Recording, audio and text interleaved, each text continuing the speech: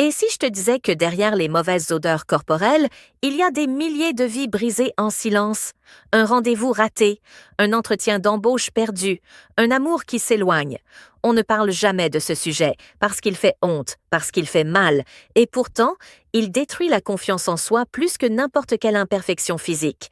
Alors aujourd'hui, on va briser le tabou, parce que les mauvaises odeurs corporelles ne sont pas qu'une question d'hygiène, elles sont le reflet de ton corps qui crie quelque chose, de ton alimentation, de ton stress, de tes hormones, parfois même de ta santé. Et surtout, elles ne te définissent pas. Tu n'es pas sale, tu n'es pas moins bien. Tu es un être humain qui mérite de comprendre et d'agir.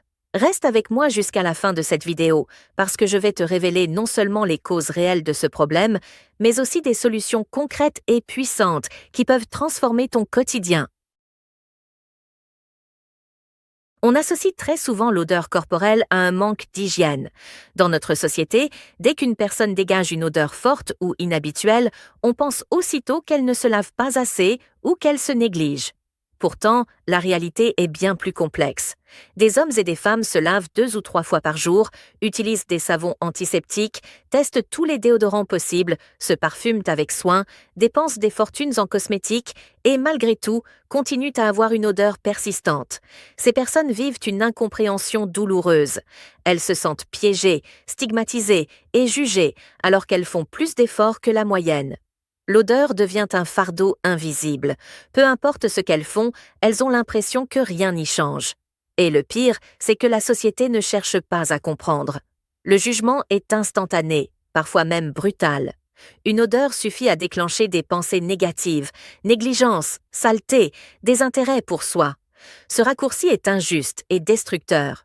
Il faut comprendre une vérité essentielle. La sueur en elle-même n'a pas d'odeur. Ce liquide vital régule la température et élimine certaines substances. Ce qui crée l'odeur, c'est la rencontre entre la sueur et d'autres facteurs, les bactéries présentes sur la peau, l'alimentation, les émotions, les hormones et même certaines maladies. Autrement dit, une odeur corporelle est souvent le reflet de l'intérieur. Malheureusement, peu de personnes le savent. Celles qui en souffrent redoublent d'efforts, mais plus elles essaient de masquer l'odeur, plus elles se découragent quand elle revient. À force, elles perdent confiance. Certaines évitent les autres, refusent des invitations, changent de vêtements plusieurs fois par jour ou utilisent sans cesse parfums et lingettes. Mais rien n'est réglé. L'odeur corporelle est bien plus qu'une simple question de propreté. Elle est sociale, émotionnelle et identitaire. Une odeur désagréable peut isoler, briser des opportunités et enfermer une personne dans une prison invisible. Imagine une femme brillante qui n'ose plus s'asseoir dans le bus, un adolescent qui fuit le sport par peur d'être humilié, un homme cultivé qui refuse les rendez-vous amoureux. Ces histoires existent et détruisent la confiance.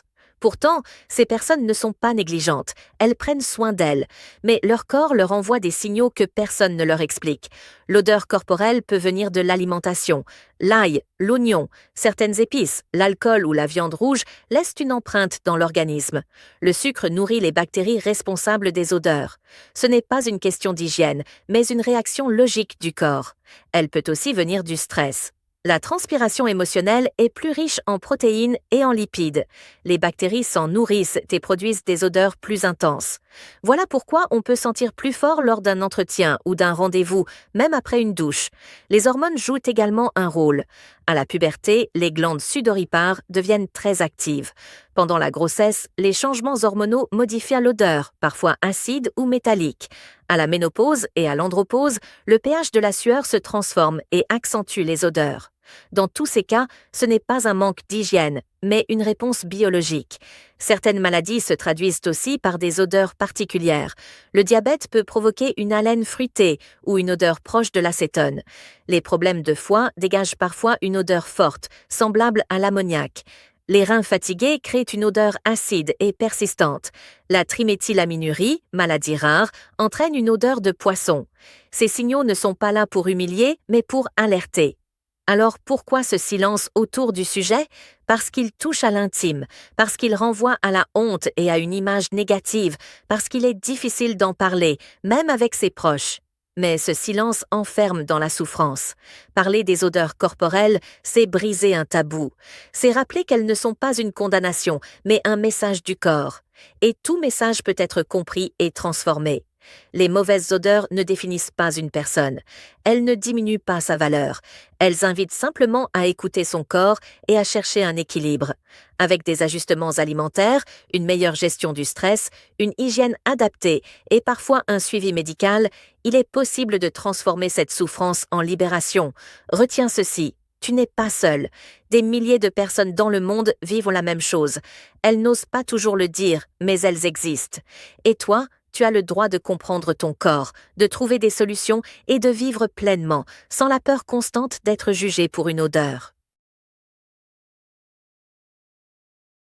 On ne mesure pas toujours à quel point une odeur corporelle peut devenir un fardeau invisible. Pour beaucoup, ce n'est pas un simple détail, c'est une douleur quotidienne, une blessure qui ne se voit pas, mais qui ronge de l'intérieur.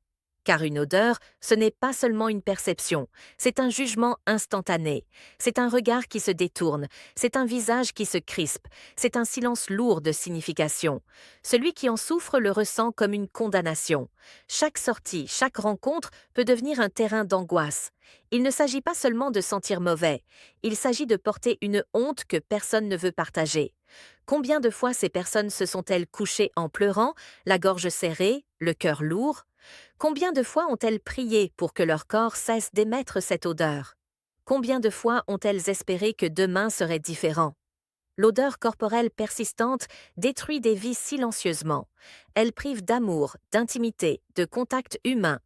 Imagine une adolescente qui, chaque matin, se prépare avec soin.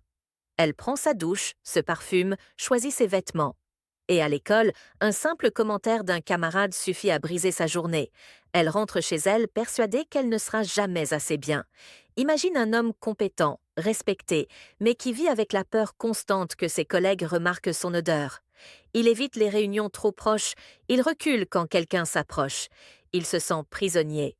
Imagine une mère aimante qui redoute les câlins trop longs de ses enfants parce qu'elle a peur qu'ils sentent son odeur. Elle sourit, mais la nuit, elle pleure en silence. Ces histoires existent, elles se répètent chaque jour, partout dans le monde, et le plus terrible, c'est le silence. Même les proches n'osent pas aborder le sujet, par peur de blesser, par gêne. Alors la personne reste seule, enfermée dans sa honte, sans explication ni soutien. Cette solitude est peut-être la blessure la plus profonde. Ce n'est pas seulement l'odeur qui fait souffrir, c'est le sentiment d'être rejeté, incompris, abandonné. Chaque être humain a besoin d'être vu, entendu, accepté. Mais quand une odeur s'interpose, c'est comme une barrière invisible. On se sent marginalisé, presque indigne. Et à force, certains finissent par y croire. Ils pensent qu'ils ne méritent pas l'amour, ni l'amitié, ni le bonheur. C'est ainsi que l'odeur corporelle devient un poison mental. Elle détruit l'estime de soi, nourrit l'anxiété, creuse des blessures émotionnelles durables. Mais il est temps de briser ce cercle, parce que non, tu n'es pas condamné. Non, tu n'es pas seul. Non, tu n'es pas réduit à une odeur. Ton corps t'envoie un message. Et un message peut être compris, un message peut être transformé. Ce que tu vis aujourd'hui, aussi lourd que cela paraisse, n'est pas une fatalité. C'est une étape, un signal, une invitation à te reconnecter avec toi-même. Ton odeur ne définit pas ton âme, elle ne définit pas ton intelligence, elle ne définit pas ta valeur. Tu es un être humain complet, digne, lumineux. Tu as en toi des qualités, des forces, des talents qui dépassent infiniment ce détail corporel. Oui, c'est difficile, oui, c'est injuste, oui, tu as souffert de jugements qui t'ont marqué, mais rien de tout cela n'enlève ta beauté intérieure. Il existe des solutions. Elles demandent du temps, parfois des ajustements, parfois un accompagnement médical. Mais elles existent. L'alimentation peut être repensée pour alléger les odeurs. Le stress peut être apprivoisé grâce à la respiration, la méditation, le sport. L'hygiène peut être adaptée avec des produits plus doux et plus efficaces. Et surtout, un médecin peut t'aider à mettre des mots sur ce que tu vis, à trouver des réponses concrètes. Tu n'as pas à porter ce fardeau seul, tu n'as pas à vivre dans la honte, parce que tu mérites d'aimer et d'être aimé. Tu mérites de rire, de danser, d'embrasser, de te rapprocher. Tu mérites une vie libre. Alors aujourd'hui, promets-toi une chose, de ne plus voir ton odeur comme une condamnation, mais comme un message. Promets-toi de chercher des solutions, pas de fuir. Promets-toi de t'aimer, même dans cette épreuve. Parce que tu n'es pas ton odeur. Tu es ton courage, ta résilience, ta lumière intérieure. Et chaque petit pas que tu feras pour comprendre ton corps sera une victoire. Aujourd'hui, tu as entendu des vérités que peu osent dire. Elles touchent au plus profond, mais elles sont là pour te libérer. Il est temps de transformer la honte en force, de transformer la peur en confiance, de transformer le silence en parole. Ta vie peut s'épanouir, se réinventer, se déployer. Et tout commence par une prise de conscience. Tu n'es pas seul, tu n'es pas condamné, tu es bien plus grand que ce que tu crois. Alors respire profondément, lève la tête, avance avec confiance, et rappelle-toi toujours ceci, tu le mérites. La vérité, c'est que tu n'es pas défini par une odeur. Tout ce que tu as traversé jusqu'ici, toutes les humiliations, toutes les peurs, toutes les nuits à chercher des réponses, n'ont pas le pouvoir d'effacer ta valeur. Tu es bien plus que ce que les autres perçoivent au premier abord. Tu es une âme riche, complexe, vibrante. Et rien, absolument rien, ne peut réduire ta dignité à une simple impression olfactive. Pourtant, je sais que c'est difficile de le croire quand les regards se détournent, quand les mots blessants résonnent encore dans ta mémoire, quand tu sens cette distance qui s'installe entre toi et les autres. Tu as peut-être connu ces moments où ton cœur se serre avant une rencontre, ces instants où tu aurais voulu disparaître plutôt que de supporter la honte, ces jours où tu t'es demandé « Pourquoi moi ?» Et si je te disais que ton corps ne cherche pas à te punir, mais à te parler? Chaque odeur, chaque signal est une information, une invitation à l'écoute, une manière pour ton organisme de te dire « j'ai besoin d'attention ». Alors, au lieu de voir ton odeur comme une condamnation, voilà comme une clé. Une clé qui ouvre une porte vers une meilleure compréhension de toi-même. La société a tendance à juger vite, mais toi, tu peux choisir de ne plus te juger. Tu peux choisir de te regarder avec compassion. Rappelle-toi que chaque être humain a ses failles, ses fragilités, ses zones d'ombre. La tienne est peut-être visible à travers ce que ton corps exprime, mais elle ne t'enlève pas le droit à la lumière. Ne laisse pas cette souffrance voler ta confiance. Ne laisse pas cette peur t'empêcher de vivre, parce que le monde a besoin de toi, tes proches ont besoin de toi, et toi, tu as besoin de toi. Aujourd'hui, je veux que tu prennes une décision. Pas une décision spectaculaire, pas une promesse impossible, juste une petite décision intérieure, celle de ne plus fuir, celle de ne plus te cacher, celle de te dire « je mérite mieux ». À partir de ce moment, tu peux avancer pas à pas, tu peux ajuster ton alimentation, tu peux prendre soin de ton système digestif, de ton foie, de tes reins, tu peux apprivoiser ton stress, apprendre à respirer, à relâcher la pression. Tu peux choisir des soins adaptés, naturels, respectueux de ta peau. Tu peux consulter un médecin si nécessaire, non pas par honte, mais par courage. Chaque geste compte, chaque effort est une victoire, chaque changement, même minime, est une preuve que tu reprends le contrôle. Et peu à peu, tu verras ton corps changer. Mais surtout, tu verras ton esprit se libérer. Parce que ce combat n'est pas seulement physique, il est aussi émotionnel. Le jour où tu accepteras que ton odeur n'est pas une malédiction mais un message, tu auras déjà gagné la moitié de la bataille.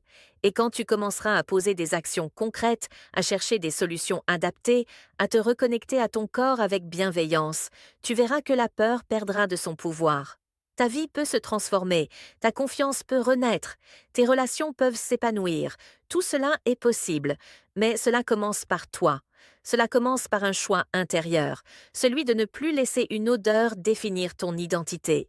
Alors, si tu t'es reconnu dans mes mots, si tu as ressenti ce poids dont je parle, je veux que tu saches une chose. Tu n'es pas seul.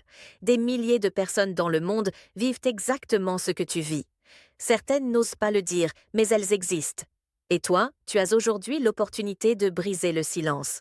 Je t'invite à faire de cette souffrance une force, de cette différence une motivation, de ce signal un nouveau départ. Rappelle-toi de toutes les fois où tu as cru que tu n'avais pas de valeur. Rappelle-toi de toutes les fois où tu t'es senti rejeté. Aujourd'hui, c'est le moment d'inverser l'histoire. Tu n'es pas ton odeur, tu es ta persévérance. Tu es ton courage, tu es ta capacité à te relever malgré les jugements. Tu es la lumière que tu portes en toi et que personne ne peut éteindre. Alors, lève la tête, redresse tes épaules, respire profondément. Regarde-toi dans le miroir et dis-toi « Je mérite d'être aimé, je mérite d'être respecté, je mérite de vivre pleinement ». parce que c'est vrai. Tu le mérites. Et si ce message t'a touché, partage-le. Quelqu'un, quelque part, a peut-être désespérément besoin de l'entendre. Ne garde pas cette vérité pour toi seul. Sois le relais, la voix qui brise le silence pour les autres. Abonne-toi aussi, car ensemble, nous allons continuer à ouvrir des sujets tabous, à transformer la honte en libération, à faire de la beauté une force intérieure et extérieure. Souviens-toi toujours de cela. Une odeur ne peut pas définir qui tu es, mais ton courage, ton authenticité et ton chemin vers la guérison, eux, définissent la grandeur de ton être. Et crois-moi, le monde a besoin de cette grandeur.